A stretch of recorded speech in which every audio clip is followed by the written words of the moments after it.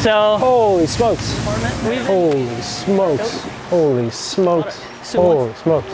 Holy smokes! Yeah.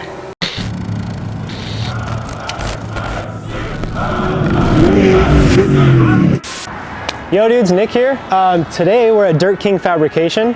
We're gonna go inside and meet the dudes and get a little walkthrough and kind of see what this place has to offer and how they can help you with your off-road builds. So let's go inside and take a look. How are you? How's it going, Nick? Introduce yourself. So I'm Dustin, I'm the co-owner of Dirt King Fabrication. Cool. How long have you guys been in business? We've been in business for 13 years. 13 years, and Yep. who is the other owner of this business? My brother, Nick. Oh, perfect, Nick, Yep. easy to remember. Yep. Well, this place is wild. How long have you guys had a showroom like this? So this is new. We first started it 2 years back when you were here last. Yep. And, I mean, it's been an insane amount of work to get to this point. This is So absolutely yeah, crazy. a lot has happened in the last 2 years. Sweet. Now, what do you guys offer here in the showroom? Can just anybody come in and just pick up and buy whatever they need? Yep. We're still adding to it. This is still fairly new, but what's cool about this showroom is everything we have in here is stuff that we believe in. So it's nothing like you walk into some of these other off-road stores and it's kind of some cheesy stuff or stuff that may not be the best. Everything here is good quality stuff. Stuff that we own on our personal vehicles. Cool, awesome, that's super rad. It's nice that you have a place where you guys develop a part and sell a part, and then you can also have somewhere to come touch and feel and pick up all the other pieces and parts you need to put that car together. Yeah, it's kind of everything full 360, We run the trucks, we build the trucks, we build the products, we do our own development, we do our own manufacturing, so everything is all within, under one roof. That's super rad. Well, this is awesome and all. Why don't you give me a show around the rest of this place? Yeah, I'll show you the coolest part first, the builds. Jeez, oh my gosh. All right, so this is actually the engineering room in here. Okay. So this is where they do all the designing. There's Nick actually right there, the other owner, Nick. Oh, hi, hello, how are you? All right, so here's the builds. Oh, hey. So this is kind of where you guys do most like the fabrication and installs and stuff? Yep. Okay, on customer stuff? Wow. So last time you were here, it was just a blank, blank room. We didn't really have anything. Originally, this was just going to be our fun shop for me and Nick. I remember you talking about that. And very quickly, it became work. Yeah, well, I guess it's probably the smartest thing to do, realistically. Making money is way more important than having fun, I guess, unfortunately. What's cool about this shop, too, this actual small little area, is, from this wall to this wall and under here, this is where we first started. Really? Yeah, so this used to be our offices. This used to be a wall right down in here. And this would be our office for myself, Nick, and another Nick, our best friend. Tons of Nicks. The three of us. We would do our builds out of here, and then it kind of came full circle. Yeah, we moved over to another section of the building, and then a few years, went by, and we were able to slowly kind of get more of the building until we got the whole building. That's super awesome. So right now we have an F-150. Yep. We have a Sierra 1500. And it's all your kits, obviously, and everything? This has our front bumper on it, our long travel kit. Very, very nice. And I believe it has our bed cage in the rear as well. Nice. Like, what do you do most of in here? Is it mainly just like upper arms coilovers, or is it kind of a mix of everything? It's a mix of everything. I mean, at any given point, we're doing a full build or just simple wheels and tires. I mean, we do, pretty much everything from A to Z. Cool. Now, will you, like, anybody can come in here, or is it kind of mainly try and keep your customers, like your parts and all that stuff? No, anyone. So they set up with Nick, a fourth Nick. Another Nick. There's lots of Nicks here. So Nick Gardner does all the scheduling. Okay. So what's cool is, we've been in trucks for a while. We worked with other shops, and it's like you drop your truck off and it sits for a week, and you know what I mean? Hey, when can I get it? And then it's another week past the deadline. He's really great at scheduling. It comes in, we knock out the work, and then it goes back out the door. Make sure the parts are on the shelf and ready to go and everything. Got it. Cool. Awesome. All right, well, show me some more. Let's see more stuff. We'll go through and do the manufacturing over here. So what is this? This is our laser. This is the newest piece of equipment. This and the press brake. But the problem was that our lead times were getting killed by just this laser, by sending out the laser. So we brought it in-house. We still sub some out, but we do a lot of it in-house. Wow, that's amazing. Yeah, it's cool to be able to have everything here, so that if we want to make any design changes, it's super rapid. Got it. So you almost do every 100% manufactured here? Like almost all the sheet metal, uniballs, cups, all that stuff? The only thing that we don't do is we do not produce the bearings, and we do not do our own powder coat. Oh, everything else. Wow. It's almost like some of those things, it's almost worth just having somebody else. Yeah, you don't need to we're out of space anyways. Yeah. So that was supposed to be our own, shop. And we had to kind of downsize a little bit, so this became our shop. Got it. It's better than the shed that we used to have. Yeah. So holy smokes. We've been working on this for a lot longer than we've been wanting to work on it. We've been trying to get this thing knocked out, but with redoing the shop, this just kind of became second priority. But which is good. I mean, it's really good. It's just going to make this easier to have fun with later. Yeah, we're going to enjoy it. Yeah. So yeah, this is our personal project that we've been working on, the 05 Silverado. We got the LSX engine in it, the 454. Jeez. It's going to be a 5-seater. It's got our long trail race kit up front, our Ultra 4-link in the rear. Good and it should be a good fun truck. Yeah, this is really, really cool. And these obviously all your products, all your everything. Yep. So that's something rad too, because you can build this like super bitchin' truck, and then it's like a rad showpiece of like, hey, you can come into our shop, give us some money, and we will build you this. Yeah. What I really like about this truck, and probably why I'm never going to sell it, is I would say probably about 95% of it was myself and my brother working on it, just the two of us, all after hours. Oh, rad. So it's cool, we don't really have as much time as we used to, so being able to kind of invest our time into this and work on a project and, remember why we're doing what we're doing is really cool. It's very, very big not to lose touch of like why you guys started this business and why you got into this and all that stuff. Man, that's amazing. All right, show me some more stuff. So this is our press brake. This is where we do the forming after it's laser cut. Okay. And then over here is where we do all of our welding, deburring, and prep for powder coat. I think last time I was here, everything was over on that side, right? Yeah, it's moved several times. So all of our welding is right here on the left-hand side, and then we do all of our deburring over here on the right. Sure. And then what we end up with is, a finished, clean product that has no welding slag, no imperfections. Wow, that's so nice. I mean, these guys are super talented, the welds on there. I've always said, like, there are a few companies within this industry that have really nice MIG welds, and you guys are definitely one of them. Yeah, they're pretty damn talented. If not one of the best. Very, very cool. Over here we have, this is like our tube manufacturing department. Okay, for like all the upper arms and shock hoops. And we do our tube notching. We can either do it on the Dragon, this is a plasma, or our laser can do the tube notching as well. So it kind of depends on how busy the machine is. Sure. So we can do our notching and our tube bending, and then this is just kind of an extra backup machine for in case the laser's too busy for cutting plate. So we kind of have redundancy everywhere. We have backup machines, just making sure that we can get the product out. Got it. And you can probably do like easier to R&D stuff on the plasma versus on the laser from time to time. Yep. It's quicker for the guys in the shop just to knock something out. Yep. That makes sense. And then all of our machining is done in here. This is our machining department. Holy smokes. How many CNC machines do you have? So we have 2 CNC lathes. Okay. Sorry, 3. That's the newest addition. Wow. 2. How many machines did you start with when you guys started this company? That machine right there was actually our first CNC. We were so stoked when we got that, to say that we had a CNC machine. Yeah, and you can make multiple parts, and they were all pretty much darn the same, real close. It was pretty cool, and then Nick just picked up on how to program it, and we're making, pretty cool trick little parts. That's amazing. We built a jetpack actually way back in the day.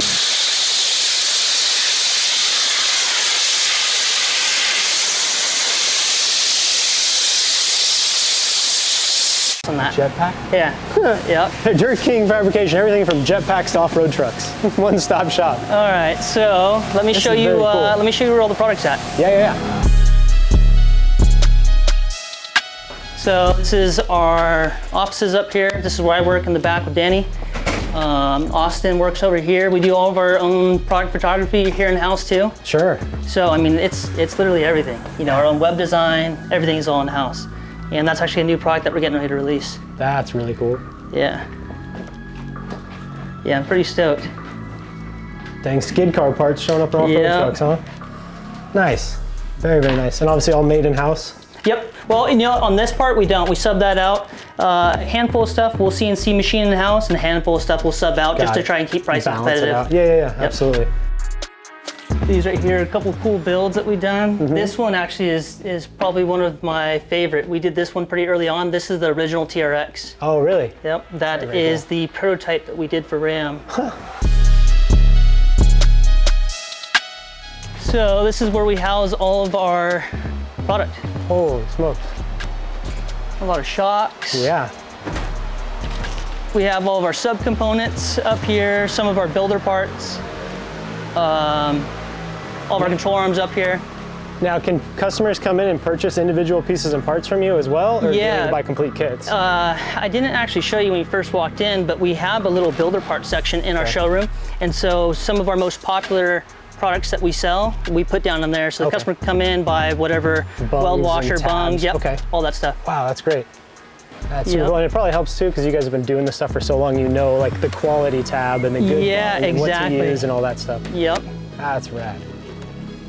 Yeah, we have all of our little inner sleeves. We have our keychains, like merchandise stuff. Yeah. All of our ball joints that we run in our products. You guys put these axles together too? Yeah, so we get OEM cores, we disassemble them, and then we remanufacture them with our long travel shafts. Oh, wow. Yeah. Wow, right? When we first got into this, I mean, we're like, how does someone expect you to build this? Yeah. Because we have to run it on a press, and sometimes it's using every bit of our 50-ton press. To put something together, to separate that And it's thing. probably easy, like if you guys mess something up, you guys can get another one, whereas like Joe Schmo in his garage is probably gonna have the worst week of his life. Right. Something up. We don't want them to have a bad experience. No. Very cool. All right. Down here is where we do all of our assembly. So we have our assembly stations, and those are actually some of those axle shafts that we're talking about upstairs.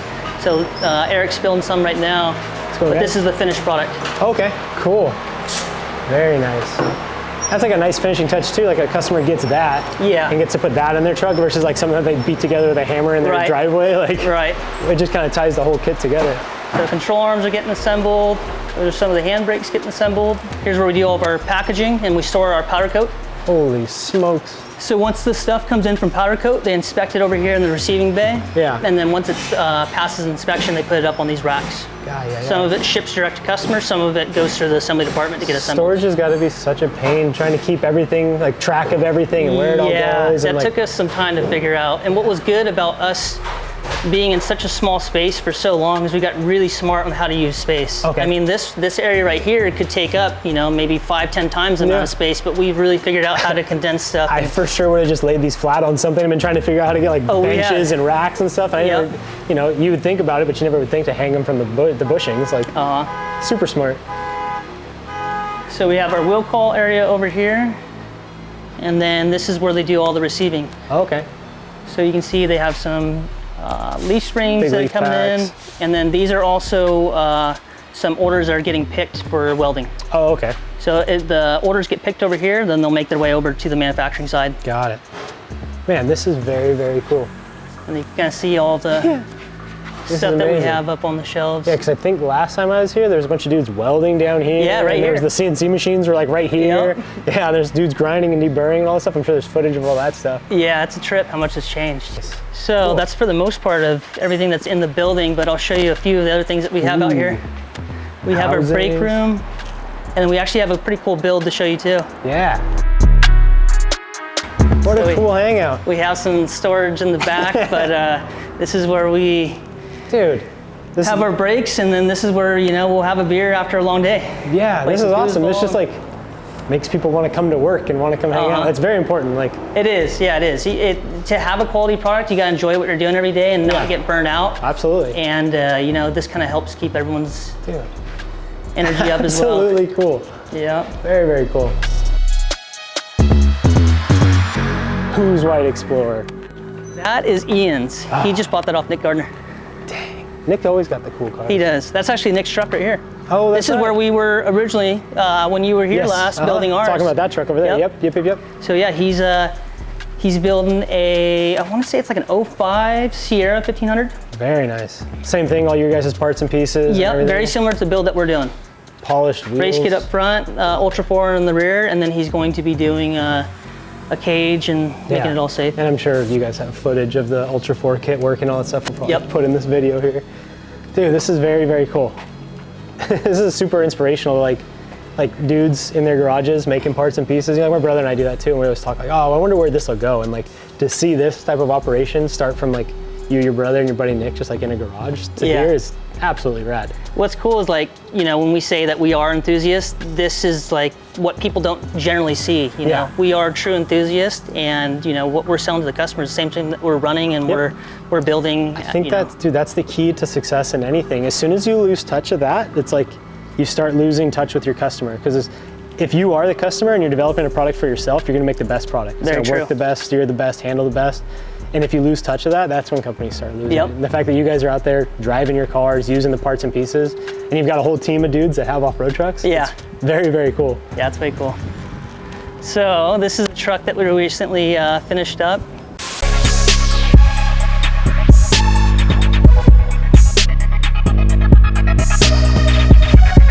Holy smokes. Yeah.